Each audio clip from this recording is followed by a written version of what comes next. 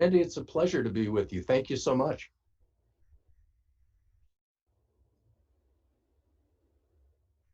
Ruh-roh.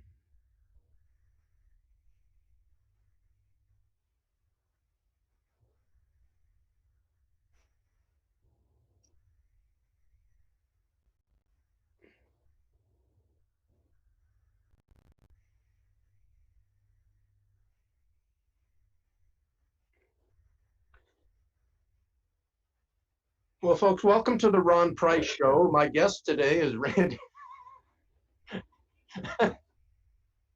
All right. Let me just not correct, but just amend something that Randy just said. I definitely believe in conflict resolution. It's a wonderful thing.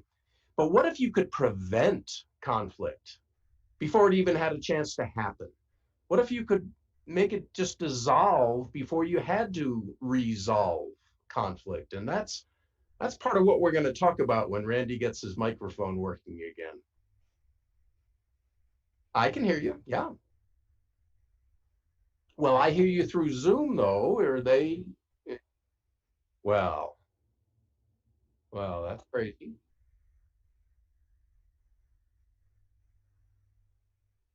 Okay. I have that effect on people. No, stop it. All right. All right. Again, in my books, Play Nice in Your Sandbox at Work. I wrote that in 2016. Play Nice in Your Sandbox at Home. Wrote that in 2018. Self-published those. Boy, November 10th, coming to a bookstore near you is a book with the strangest title you've ever heard. Play Nice in Your Sandbox at Church. Do we really need a book telling Christians they ought to get along and how to do it? I thought the Bible already did that Yeah. fairly well, but obviously I felt impressed that yes, I was supposed to do that. All right. Now, I'm back. in I'm back, all by the way. right, all right, let me just finish this thought if I may, Randy. In all Absolutely. three books, the play is a four-step model, again, to prevent trivial, insignificant, can I say the word stupid on your program? You just did. I just did. But you know what I'm saying? We've all been involved in things that they not only were they not a hill to die on, they weren't a hill to get sick on, and yet they're taking our time, our energy, our joy. They're hurting our relationships and our health. So play in each book is an acronym for how to prevent that from happening. The nice is how do you resolve the difference that you are going to have with other imperfect human beings. It's just bound to happen. So just wanted to clarify that if I may, Randy. Thank you. Well, yeah, and you had to because nobody could hear me, and I apologize for that. I don't. Well, Things happen. So we're talking about conflict resolution, by the way, in case you didn't pick up on it. Ron Price is my guest. He's the author of many books that I showed you, but you couldn't hear me narrating. So I will show you again. Here's his website, equipping people to play nice, and the books have the theme of the sandbox. Play nice in your sandbox at home, at work, at church. The idea is that we learn how to deal with people and deal with issues that come up because they always come up in a healthy way and not burn everything down, metaphorically or literally. All right, so let's let's recapture this interview, Ron, and start with. I'm curious because your background is you have degrees that you've studied this. You're qualified to talk about this. What sort of things do you see happening in everyday relationships that just destroy the relationships because they lack the skills that you're teaching? wow. Can you get a little less specific, Randy? You know, and I'm gonna just go right to the heart of the matter that your audience will understand. At the root of all conflict is self-centeredness. Hmm? When I feel like my rights have been violated and I'm not getting things my way, and I don't like that. Oh, I'm spacing on the name. Gary, it'll come to me later, wrote the book Sacred Marriage. And he said, what if God gave us marriage not to make us happy, but to make us holy? And I love that subtitle. I think it's Gary Thomas. But what if our relationships are breeding grounds where we can practice and live out Christ-like selflessness, serving others first? You put two people in a relationship and each is more concerned about serving the other than they are themselves, I don't think you're going to find a lot of conflict in that relationship. What say you? Yeah, I mean, obviously that changes everything. It is Gary Thomas, by the way. But here's I think what happens naturally though is that sometimes it's not a self interest. I mean, obviously that's a huge one, obviously, but I think it works sometimes, or even maybe at church I've experienced this where it's not necessarily a selfish motivation, but it's what we think is best. Here's what I think is best for work, for our family, for our church, and someone else has a different viewpoint on that.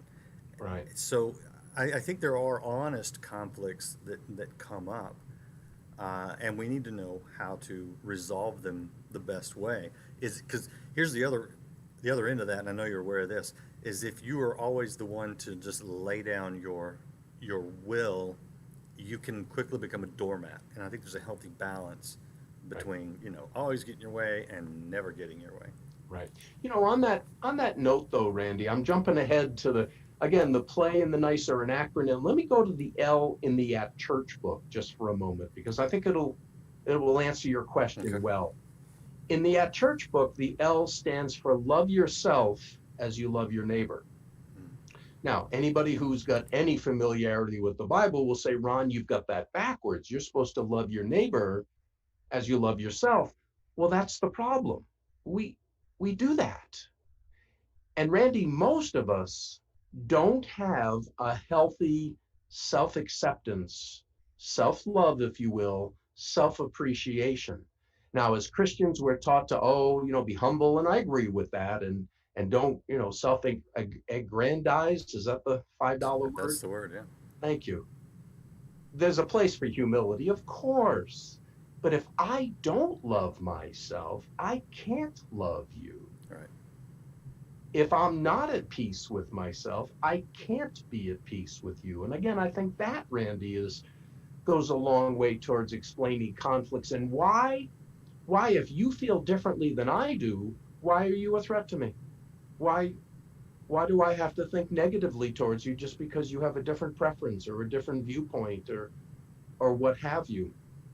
Here's what I'm working on. I want to know and know that I know that eternal God loves me.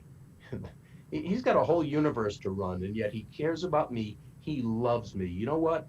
That means I'm lovable. Mm-hmm. And if God loves me, love myself. Not in an arrogant, I am the greatest. Right.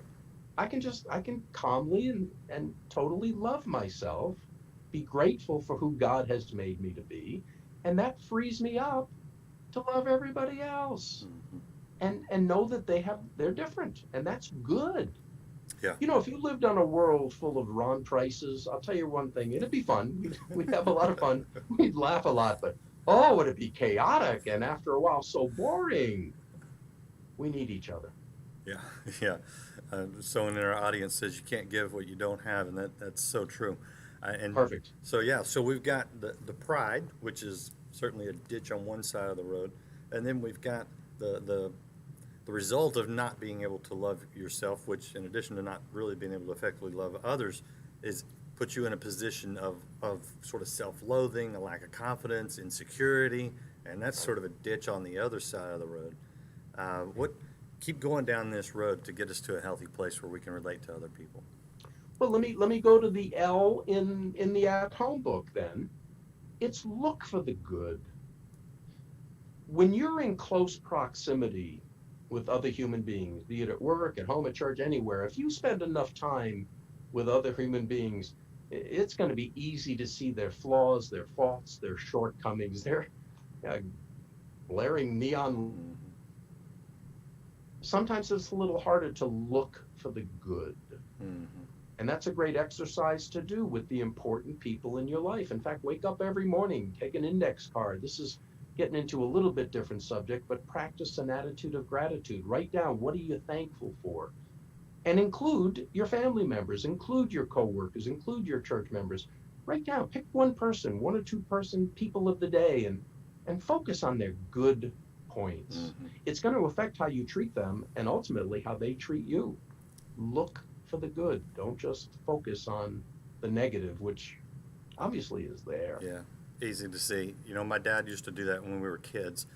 When me and my sisters would get in any kind of argument, he he didn't do it every time, but I remember the times where he had to sit down on the couch, and I want you to say something good about your sister, and I Oh, want you to say something good about your brother. can't can I just get spanked? Right, right, totally. It was like as a kid, you hate that, but that is really true. But Yeah. let's get to um, the hard questions. What if there is that person who you really do everything you can to try to get along with this person? And I think at work this tends to be more the case, um, but they don't like you. They are out to destroy you. They are not playing nice. They don't want to play nice. They want you out of the sandbox. Any ideas on how to handle that sort of hostile situation? Oh, wow. Well, let me give you a few thoughts that pop to my mind. Number one, you're absolutely right. There are some people, for whatever reasons, yeah, you can do your part, but if they're not willing to do theirs, doubtful you're going to have a healthy relationship with them. Doubtful. But before you just write somebody off, know this. There's a reason. People do things for reasons that make total sense to them at the time.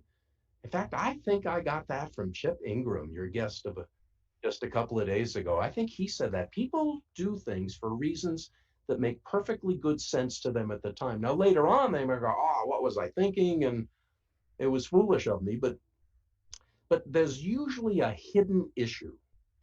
There is some reason. Now, maybe you remind them of somebody who hurt them in the past. That's possible.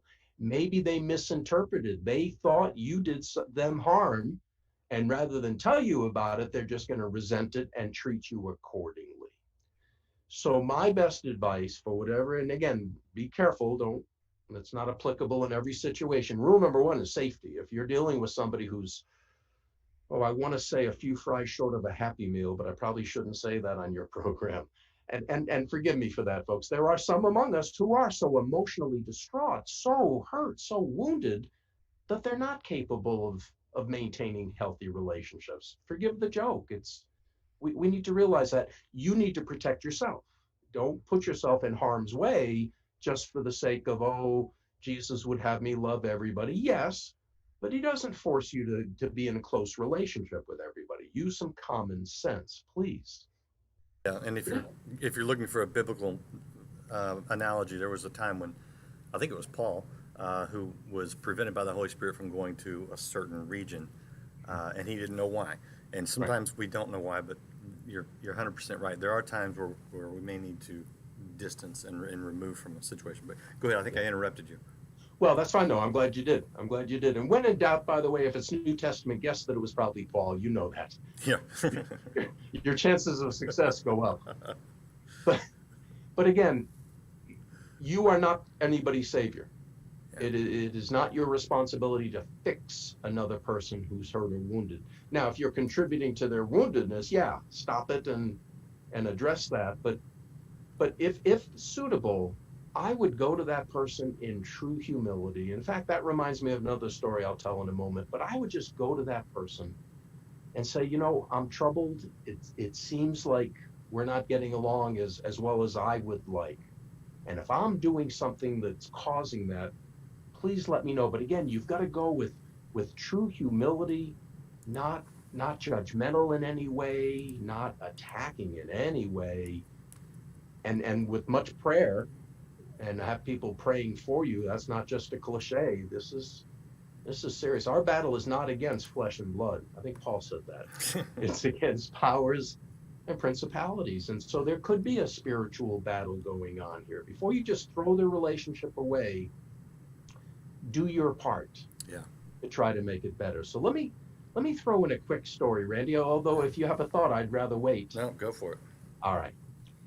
I used to be a probation parole officer in a former life. In fact, can I see your profile just for a moment? I had a client. He had a problem with alcohol.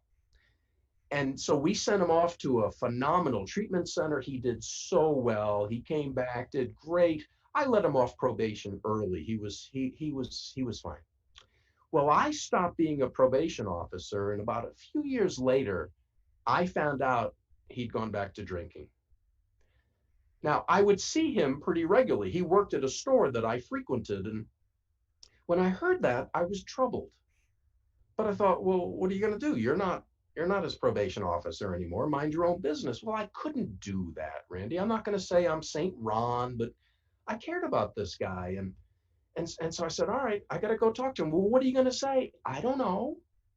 And then I realized maybe if I don't know what to say, maybe he does.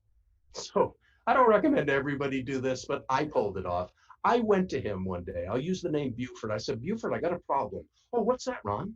Well, Buford, I got this guy. He was a former client of mine, probation client, just like you, and had a problem with alcohol, again, much like you, and yet he did great.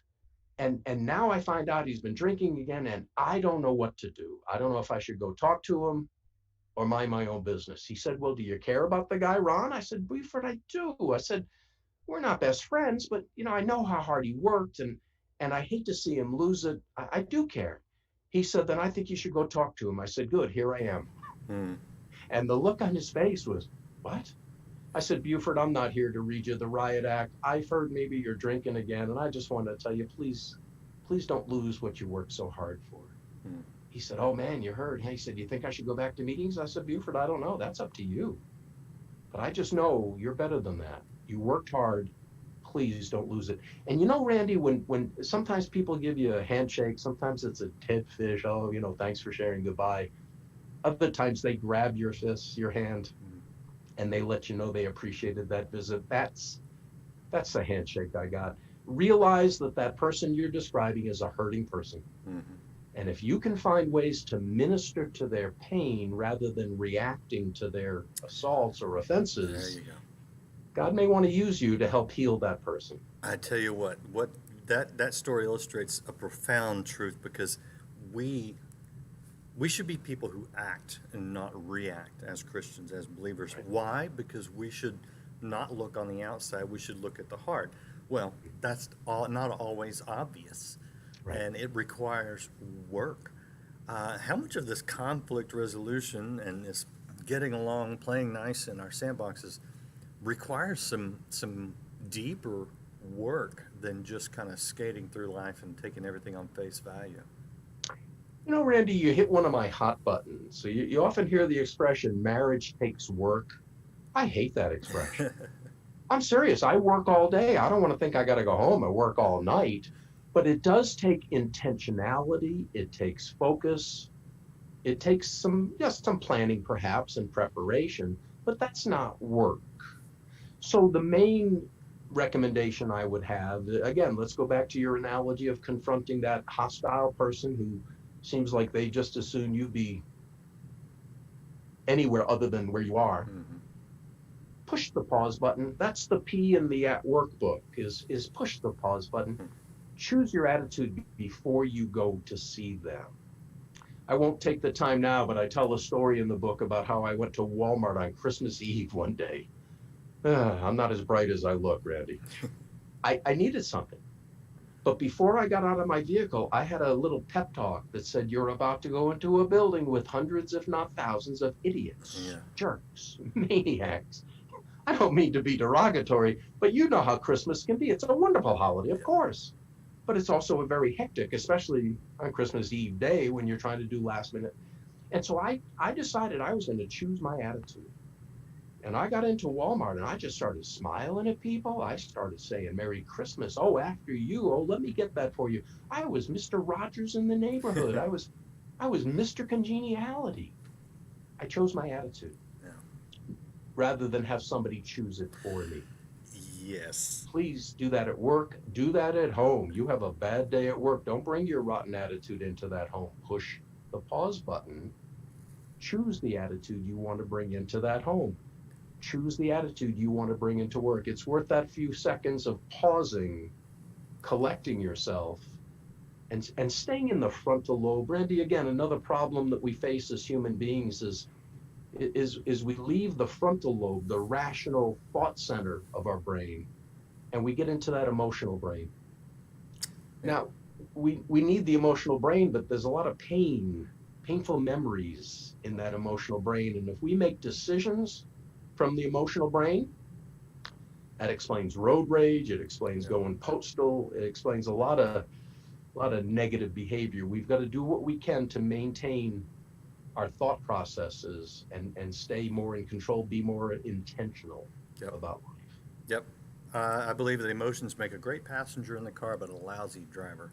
Ooh, there you go. There you go. Can I write that in my next book and take credit for it? You can, yes, actually you can. I won't remember it by then anyway. So, we're Because that's a talking. great way to phrase it. Yeah, so we're talking to Ron Price, and this is his website. I will put it in the chat right now because he's got a free chapter. It's one of Ron's favorite chapters. I'm sure they're all his favorite chapters, but that's a good line to put when you want people to get a free preview. And he's got a great PDF. I don't want to miss this because some of you will benefit from a couple of things that Ron will give to you. So, Ron, you got a couple of gifts. You got the free chapter, and then you've got a PDF that I you do. can get. And Randy, forgive me, I didn't check this with you before. Are you sending people to my Productive Outcomes website or my Play Nice in Your Sandbox website? That is the Productive Outcomes website All that I've right. been showing. Yeah, let's correct that. They all go to the same place now, but I'm in the process of revamping. So the better website is going to be Okay. playniceinyoursandbox.com. Yeah, Play which nice. goes to that. So I've been showing it as well Yeah, right now. but I'm not sure it will. Anyway, that's fine. Yeah, it does That's fine. today. And my email is ron@playniceinyoursandbox.com. And if people will send me an email, I'm putting together a PDF, how to protect your relationships from 5 common but destructive behaviors. Okay. Behaviors that people do, we all do. And yet they can destroy relationships if we're not careful. So I think people will find that valuable to Yep. protect their relationships. Since there's 5 of them, can we give one of them away? Right? Can we discuss one of them right now? Actually, we already did. But we're not going to tell them which one. They have to get the free PDF. No.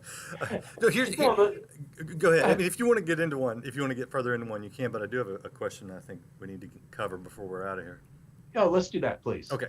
So there's one thing I noticed that, and it's a personality type. And frankly, my wife is this type. These are people that value peace.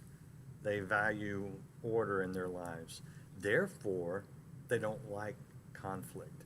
And then I've got someone else in my life who will go unnamed, who seems to thrive on conflict and create conflict even when there's none there.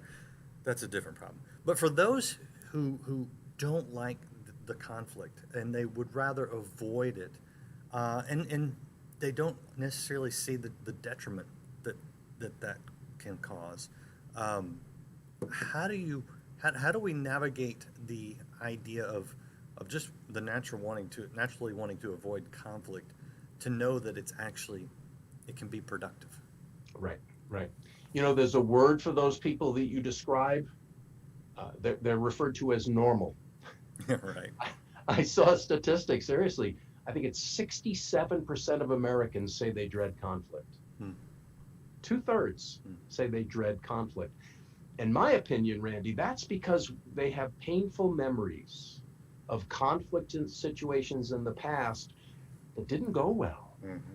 And it cost them. They lost a relationship. They lost a place of employment. They lost something meaningful to them. And so now, whenever they hear the word conflict, their memory triggers to those unpleasant events, and they go, "Oh, conflict is bad." My answer to that is find out. I mean, research in your own life, and with the help of a Christian counselor, if need be. No shame in that. But what is it about conflict that you dread? And then I would spend some time boosting my conflict management skills. I would learn the value of calling a timeout the right way. Don't call a timeout the wrong way.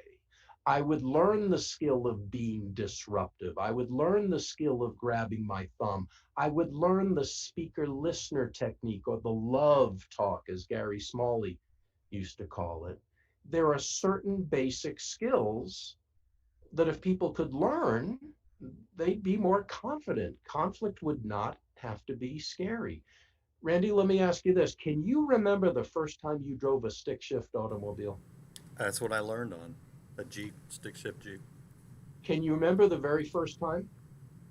No. Mm-mm. Okay. You can probably remember an early time. Most of us have vivid memories of the first time because it was so awkward. Yeah. We felt so klutzy that it embedded in our minds the memory of that, the emotion that we felt. And that's again pretty universal. Some people I'm told can take to it just like that. They get in, they just Yeah. ride. Yeah. That's not true for most of us. So what do most people do? Well, I guess I'm just not cut out to drive a stick shift automobile, and they quit and they never try again. Mm. No.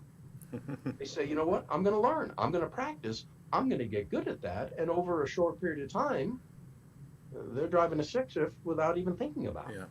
it. I can distinctly remember the first time I drove a stick shift when I was sitting on the right side of the car and driving on the left side of the road in another country. Ooh, uh-oh. Yeah. Because that stick is now in your left hand, and I'm used to it being in the right hand, and I Yeah. can't tell you how many times I needed to shift quickly, and I banged my knuckles on the window because I went shift, oh, other side, ah. So I do remember that because there's a little You pain know, involved. and let me thank you for bringing that up because there's another point that I think adds to what we're saying. Do we have a few more moments? Yeah, yeah, All right. When you experience a painful, frustrating experience, it lodges in your memory. yes, it does. It's there. And sometimes a sight, a sound, a word, a picture, anything can trigger that memory and put you right back in the moment. Randy, I'm going to put you on the spot and say no if no is the correct answer. Sure. But did you just right now feel some of those emotions that you felt those many years back? Not so much because it was overwhelmingly a fabulous, fabulous time. Okay, all right. But it was funny to me, more Yeah. humorous than anything. Oh, good, good, good. It Good, was good, it good. was the accidentally driving down the wrong side of the road that nearly got me killed, not the stick shift. Uh-oh. That's a whole nother episode. Yes, it is. Yeah, but most of us, we do. We have painful memories of times when people treated us in ways they shouldn't have, or they didn't treat us in ways they should have. And those memories can come to life at the most inopportune moments and cause situations of ugliness and Mm. confrontation and conflict. And again, those probably won't go well. That's why you need to call a timeout. I threw in a teaser a moment ago. Can I tell people the right way to call a timeout so they don't do it the wrong way? Please, I didn't realize that there was a right and wrong way. So, There absolutely is. A lot of people, when you're starting to get emotional, you're starting to get upset, you're starting to get frustrated, whatever, you'll just say timeout and storm off. hmm, Now, again, does that stop the argument? Yeah, maybe. But what you've just done to the other person is not fair. hmm, Because if it's an issue they want to talk about and you just storm off, they're left to wonder, well, are you rejecting me? hmm, Are you rejecting the relationship? What's going on? So if they care about you, they've got to come after you saying, no, we have to talk, yeah. which is going to further infuriate you and make you want to walk all the faster. Very common dance between the talker and the walker. Here's how you fix it. You call time out, but you announce the time in. Hmm. You let the person know it is a time regulated. Hey, I cannot talk to you right now. I'm not saying I will never talk to you about this. Give me an hour. Let's get together at 2 o'clock, 5 o'clock. A timeout should probably be at minimum of 30 minutes to let your bodily systems, your cortisol and your adrenaline, let those calm down. Hmm. But it shouldn't be longer than 24 hours except by mutual agreement that we're going to sit down using the speaker listener technique. We're going to talk this out. And when we do, our relationship is going to be stronger and healthier Hmm. as a result. Yeah, and that's what I want to get to. I want to get to the benefits. I'm going to give you the last word here in just 1 second, and because I want to hear some of the positives. We know the negatives surrounding conflict, but if we learn to do this right, what can we look forward to? But I want to show people real quick your website one more time. This is the book on playing nice in your home. That's available now. Playing Nice in Your Sandbox at Work is available now. And what you got another one coming out at the end of the year, is that right? November 10th, at a bookstore near you. Play Nice in Your Sandbox at church. All right. Yeah. So those are all available, or the two are available. One is coming out very soon, so you should probably get all of them because you should definitely be at home, and you probably go to work, and you should definitely go to church. So you can play nice in all those places. But last thing, Ron Price, before we're out of here, and I appreciate your insight, your expertise, your practical advice. But give us something to look forward to. If we will decide, okay, I'm going to learn to play nice, whatever sandbox I'm in, what am I going to get out of it in the long run? You made a comment, you were kidding earlier, Randy, about some people go out of their way to cause conflict. I wasn't think you kidding. were, well, then be careful, because I don't know if I'm talking to the person you were talking about. So I got to be careful what I say. But most of us want peace in our lives. Yeah. Most of us want joy. Most of us want contentment. Sounds a lot like the fruit of the Spirit to me, which I think Paul wrote about. We want those qualities. We want happy, healthy relationships. We want to be in connection with people who really know us and understand us, and they love and like us anyway. And to get there, you've got to be able to navigate through the disagreements, the conflict possibilities, because you're dealing with people who are different than you. Don't fear conflict. Once you gain mastery, in fact, I'm coming out with a whole new course we haven't had a chance to talk about, but CPR Mastery. CPR stands for Conflict Prevention and Resolution. Once you feel confident and competent that you can address any difference that comes between you, your relationship is more enjoyable, it's happier, it's healthier, it's more productive. You're really growing as individuals and together to the glory of God, who designed marriage in the first place, designed us to be in social relationships with others. Yeah, learn how to prevent and resolve conflict, CPR. You'll have all sorts of benefits. A long answer to a short question, but did I cover it for you? Absolutely. And if people didn't get it, then they should just email you. It's in the chat right now. And get your free PDF. And of course, the books that are out are available right now. And you can look forward to the one for your church. I'm sure Judy asked me about school, and I'm sure that the principles in all of them, but especially probably at work, apply to school situations as well. But wherever you're at, this is a real thing. And you know what? It's good to be skillful at dealing with people, because it'll bring you more joy, more peace. And actually, Ron, that was Peter that wrote on the fruit of the Spirit. Oh, okay. No, I am totally gaslighting you. That was Paul. Thank you. I stop it. All right. Don't do that to your guest, Randy. Stop it. I normally don't. You're special. All right. Play nice in your sandbox.com, and you can look for Ron Price wherever you buy books. Thanks. Hope this has helped you guys. I shouldn't have done that, but I did it anyway, and I enjoyed Yes, it. you did. And I will see you tomorrow with more great guests on Life Today Live. Be sure to share this. If you haven't subscribed or followed this channel, do it, and you'll get notified about all the great guests we have. See you next time on Life Today Live. To know that God I serve, Jesus Christ of Nazareth, loves you so very much. And if Jesus loves you so very much, surely you are ready now to believe Him, to receive Him, and to receive the healing for body, mind, and soul.